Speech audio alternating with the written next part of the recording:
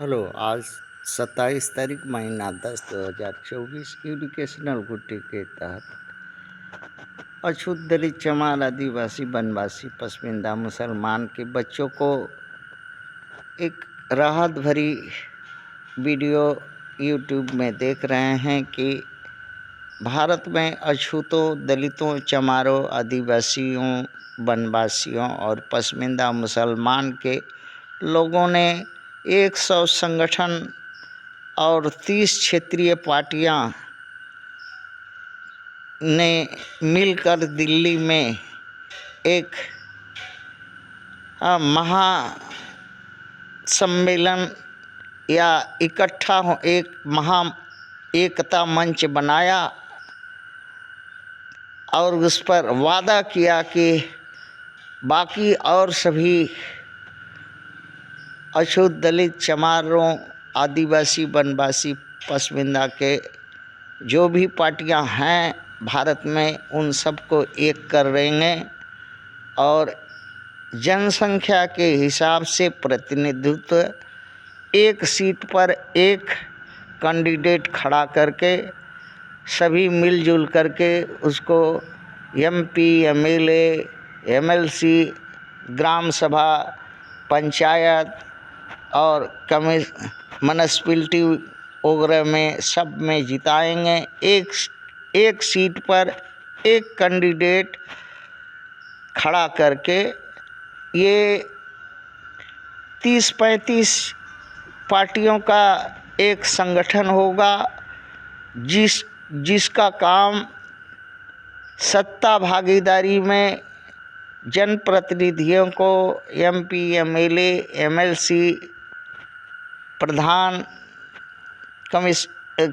Municipality वगैरह में चुनाव लड़ा के एक सीट पर एक सर्वसम्मति से एक सीट पर एक कैंडिडेट को खड़ा करके सभी मिल के जिताएं। ऐसा विचार बहुत ही उत्तम आज बहुत दिनों के बाद देखने मिला है, किंतु दुख है कि इस सम्मेलन में इस महा एकता में बीएसपी नहीं थी, एएसपी नहीं थी, आरपीआई नहीं थी, एपीआई नहीं थी, एलजीपी नहीं थी, अपना दल नहीं था, कामगार पार्टी नहीं थी, किसान पार्टी नहीं थी, निषाद पार्टी नहीं थी, आईएम के दल नहीं थे, सोहेल पार्टी के लोग नहीं थे, बिंद समाज पार्टी के लोग नहीं थे, मुसहर समाज पार्टी जो बनी है भारत में उसके जनप्रतिनिधि नहीं थे। ये पार्टियां इसमें शिरकत नहीं की। क्यों नहीं की? क्या ये अछूतों दलितों चमारों आदिवासी वनवासी पसमिंदा मुसलमानों का चौदा हुआ नहीं है? ये सब क्या क्षत्रिय ब्राह्मण वैश्य का चौदाई से पैदा हुई हैं ये पार्टियां? का ये सब मुखिया सुप्रीमो नेता सब सवर्णों के चुदाई से पैदा हुई हैं, अवैध हैं? तो फिर क्यों नहीं एक होते? क्यों नहीं एक होते? किसी दूसरे देश का या किसी दूसरे जात का राजनीति करोगे? दूसरे जात का लोग झांट नोच के हाथ में देगा और वोट तो बहुत दूर है। देख तो लिए कैठो एमपी और कैठो एमएलए और कैठो क्या है?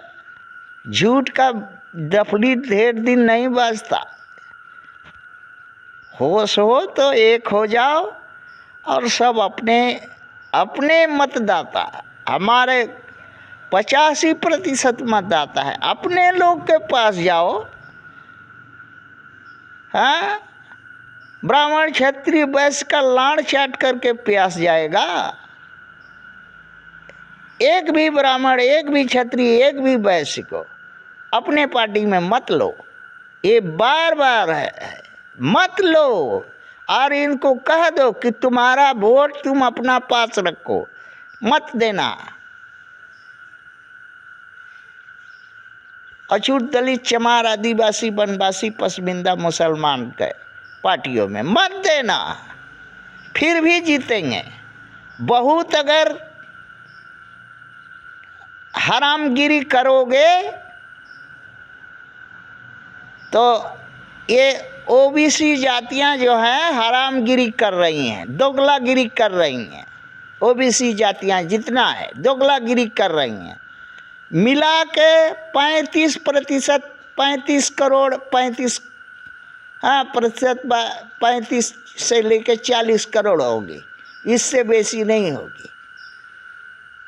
ये अलगे रहो, फिर भी 60 करोड़ से लेकर के 85 करोड़ अछूत, दलित, चमार, आदिवासी, वनवासी है और रहेगा। इनको ओबीसी जातियों को अलग कर दो।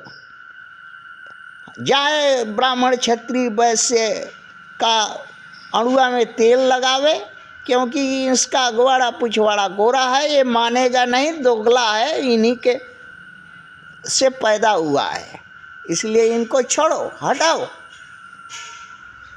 और अपना अछूत, दलित, चमार, आदिवासी का, वनवासी का, पसमिंदा का बनाओ और एक सीट पर एक ही उम्मीदवार को खड़ा कराओ।